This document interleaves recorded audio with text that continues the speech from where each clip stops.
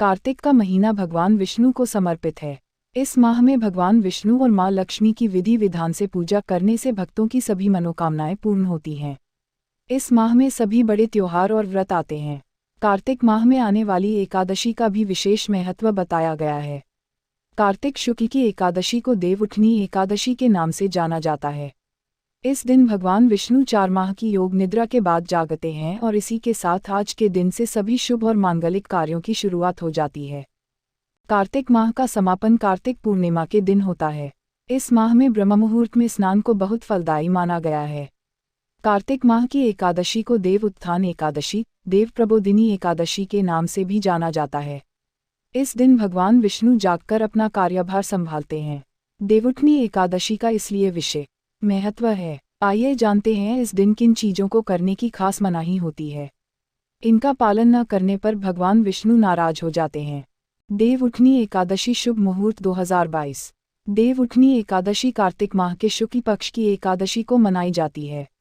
इस दिन एकादशी तिथि का आरंभ 3 नवंबर 2022 शाम 7:30 से होकर 4 नवंबर 2022 शाम 6:08 तक होगा।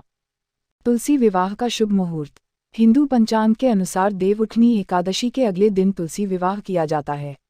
बता दें कि तुलसी विवाह के लिए शुभ मुहूर्त शनिवार 5 नवंबर 2022 को होगा। तुलसी विवाह द्वादशी तिथि के दिन किया जाता है। द्वादशी तिथि का आरंभ 5 नवंबर को शाम 6:08 से होगा और समापन 6 नवंबर शाम 5:06 तक रहेगा। देवउठनी एकादशी के दिन भूलकर न करें ये काम। हिंदू धर्म में एकादशी तिथि भगवान विष्णु को समर्पित है। इस दिन चावल खाना वर्जित माना गया है। मान्यता है कि इस दिन भूलकर भी चावलों का सेवन नहीं करना चाहिए। इस दिन चावल खाने से अगले जन्म में रेंगने वाले कीड़े बनते हैं। एकादशी के दिन गलती से भी मांस मदिरा का सेवन न करें।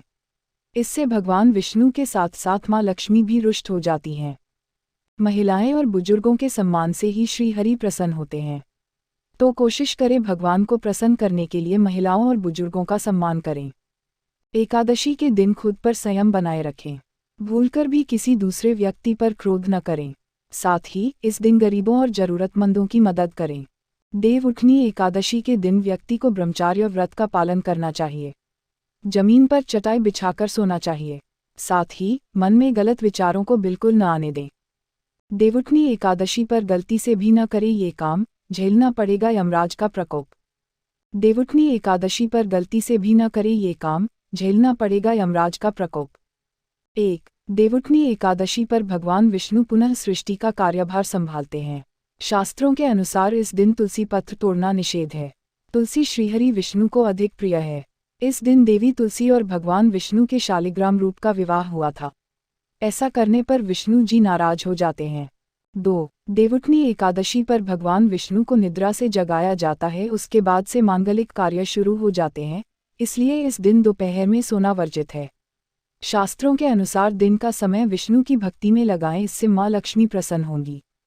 3. देवोत्थान एकादशी पर तामसिक भोजन ग्रहण करने की गलती न करें, इससे माता लक्ष्मी रुष्ट हो जाती हैं और व्यक्ति कंगाली की कगार पर आ जाता है। लहसुन, प्याज, मदिरा का सेवन नहीं करना चाहिए। एकादशी का व्रत मोक्ष दिलाता है, लेकिन इन नियमों का पालन न करें तो यमराज की यातनाएं झेलनी पड़ती है। 4. शास्त्रों में देवउठनी एकादशी के दिन चावल या उससे बनी चीजों के सेवन करने की मनाही है। मान्यता है कि इस दिन चावल खाने वाला व्यक्ति अगले जन्म में रेंगने वाले जीव की योनि में जन्म लेता है। 5. व्रत का फल तभी मिलता है जहां मन इष्ट देव की भक्ति में लगा हो, इसलिए देवउठनी एकादशी पर विवाद की स्थिति से बचें, किसी का अनादर न करें, अपशब्द न बोलें।